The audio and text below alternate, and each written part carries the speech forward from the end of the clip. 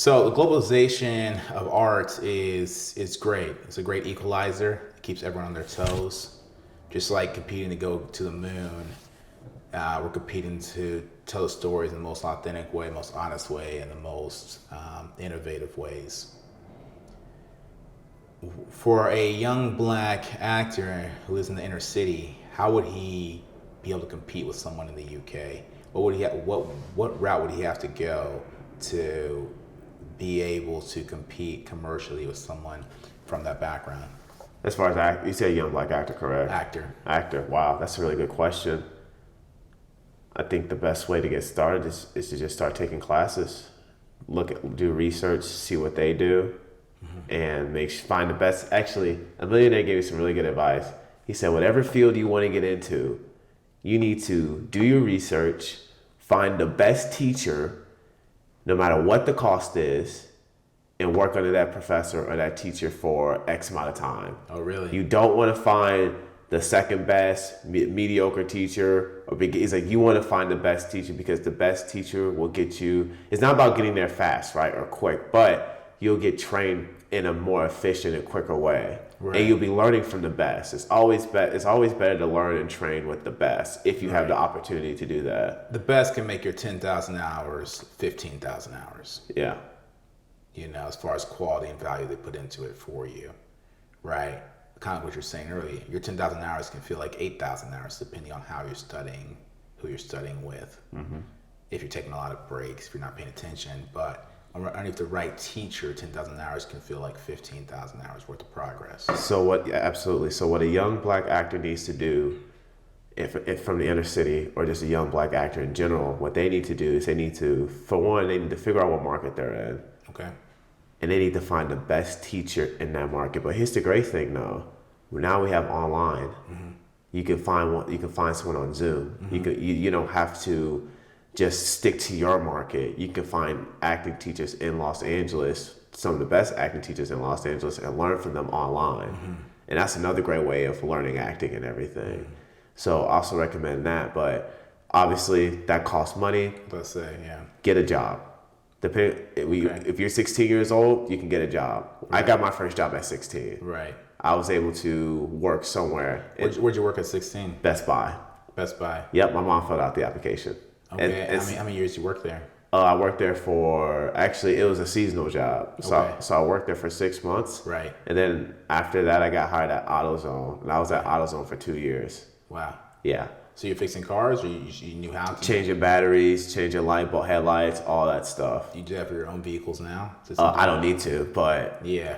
Before, yes, I knew how to change a car battery. I knew how to change a headlight. Wow. I still do. I know how to do. We used to rotate tires. No, we don't. We never. AutoZone never rotated tires. Okay. They thought we did. Yeah. But we didn't. That's just way. We're not a mechanic shop. So for those of you going to AutoZone, if you need to rotate your tires, don't go.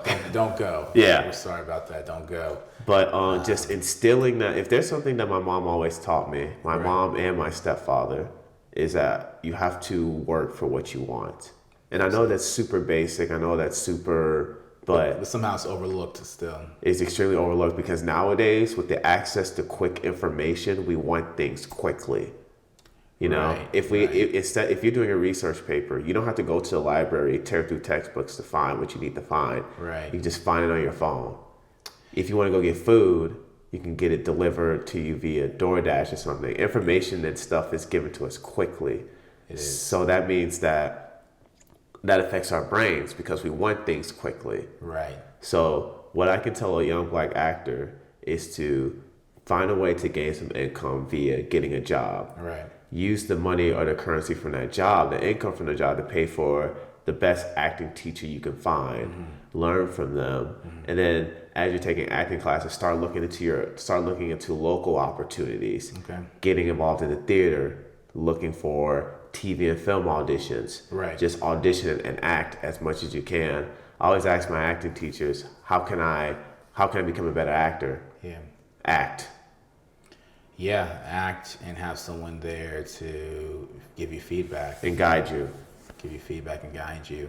Yeah, I couldn't agree more. I guess the economic part, the part that I was concerned with, like, since I just said that certain countries give grants for art, Yeah. we're not one of those countries as much to do so. So how could someone from here compete? But let's talk about other advantages. They live here in the States, which is where Hollywood's located, where Atlanta's located. These guys have obstacles of even getting here. So there's always going to be an advantage to where you're at.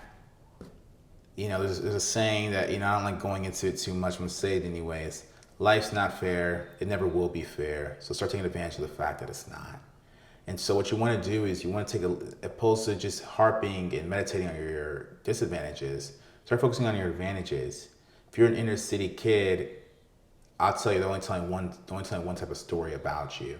So what you want to do is write down all the stories about you that aren't being told. The fact that you listen to Kid Cudi, the fact that you live in a predominantly white area, but your family is still barely above the poverty line or maybe slightly below.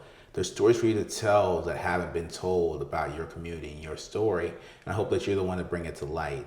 That's an advantage that you have. There's just as many perspectives of the world as there are people. If there's 7.8 billion people in the world, there's 7.8 billion perspectives. And the only thing is, not 7.8 billion are going to act on it. Maybe the 0.1 will act on it.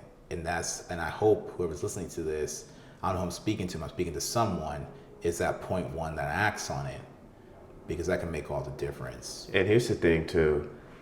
Yes, I did say that the best, in my opinion, the best actors do come from the UK because they study theater, they go to these fancy schools and all that stuff. Mm-hmm. You don't have to do all that to become a great actor. Right. You don't have to do that. We have American actors who are incredible actors. Mm-hmm. Samuel L. Jackson, Denzel Washington, Leonardo DiCaprio, Morgan Freeman. Chadwick Boseman, rest in peace. Chadwick Boseman, Viola Davis, Mahershala Ali, Angela Bassett. Mahershala Ali's a perfect example. Yeah, you don't have to be from England to be a great actor. There's ways to do it here because we, even though it's just very underrated here, but the United States does have a very good theater community. It's outshined by TV and entertainment. That's the best way to say it. It is shadowed by TV and entertainment. So, did you partake in theater at any point? Yep, it was the first acting class I ever took. I took acting for non-majors. And was it in college or was it in high school? College. Okay. Actually, my first ever acting class was a drama class in 6th grade. But after that, and in between my senior year in high school, I never took an acting class. Wow. Never. Wow. And then once I became a freshman in college, I saw acting for non-majors, and I signed up for it. Yeah, and my story is a little bit different. I knew I wanted to get into entertainment, and I wanted to be a dancer at the time. I was a break dancer. I moved out of my home around between 14 and 15. And my mom was trying to find a high school for me to go to in Kansas City, and she stumbled upon the high school with the best theater program. So when I got there, I originally was a dancer, and they had me do all the dance and the stunts for this theater program. When I was 15, I entered into theater classes at this school that was ahead of all in Kansas City in theater. I started learning from the great teacher there who was well known in that city, but at the same time I was a class clown. I was a guy who didn't really take it seriously, but I took it seriously. I just didn't want to show it. While I was in that class, it was my lifelong crush while I was in that class, and I was also incentive for me to go on. She knows who she is. She knows who she is. I'm proud of her. She's proud of me. But, in the midst of that, I knew my purpose and my calling, and I knew that I was much bigger than being a dancer. And this is where I talk about success a lot. When you're climbing the ladder of success, make sure it's leaning against the right wall. And so, the ladder I was climbing was in this dance community as a break dancer and things like that. But they only make so much money. I mean, a lot of dancers are kind of living really tightly. I notice to them, I have a lot of respect for what they do, but they have a short career span as well. They're done in their 30s or 40s. With that, we're at 11 minutes. With that being said, I knew that I'd be able to serve best. I knew that I'd be able to reach more people in two lanes, which was music and film and television. I'd be able to reach people with my message. So I started theater at 15, and 15 till 18 I was in theater, and then 18 I joined an agency in St. Louis, and then at 20 we met, and now we're here. Those journeys matter. There are stories. They're not going to change because they're already written in stone. At this point, that sampling phase of ours is for ours to capitalize on. Our story is set, and now we got to use those tools from the past, the tools from you even working at AutoZone, tools from you even working at Best Buy. The skill sets you have that I don't, the skill sets I have that you don't. It's not about other people not having them. The part we celebrate is the fact that we do. We utilize it in every part, in every phase, in every saga of our career. So, shout out to that sampling phase. I'm glad we get to capitalize it, man. Absolutely. And just like you, I wish I knew how to break dance. I can't dance to save my life, but that's a different perspective that you have over that I have, Right. So yeah, I had like 10 jobs. Did you? Yes, my mom, as soon as I turned 16, she made me work, dude. My mom, man, it went Best Buy, AutoZone, Deerbergs, Six Flags, worst job ever, slave plantation. Okay. And Strong words. Soccer master, Jimmy John's, a blackjack dealer at a casino. Wow. Yeah. I was a loan agency right after college. This is a kind of funny story, and I'm cool being transparent with it. I've been on TV a couple times. I've done this and done that. Even have been married. But what I can say is I really never had a credit card, never paid attention to credit. And I was probably in the mid 600s or so, something like that. And my boy Josh here, had great credit.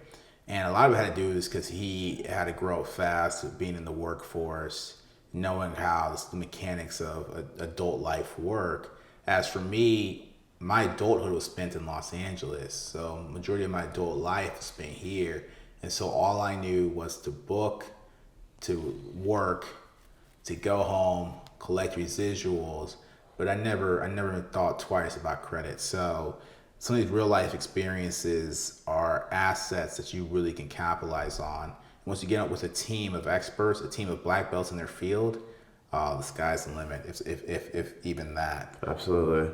The sky might be the floor at that point. Yeah. All right, man. I did.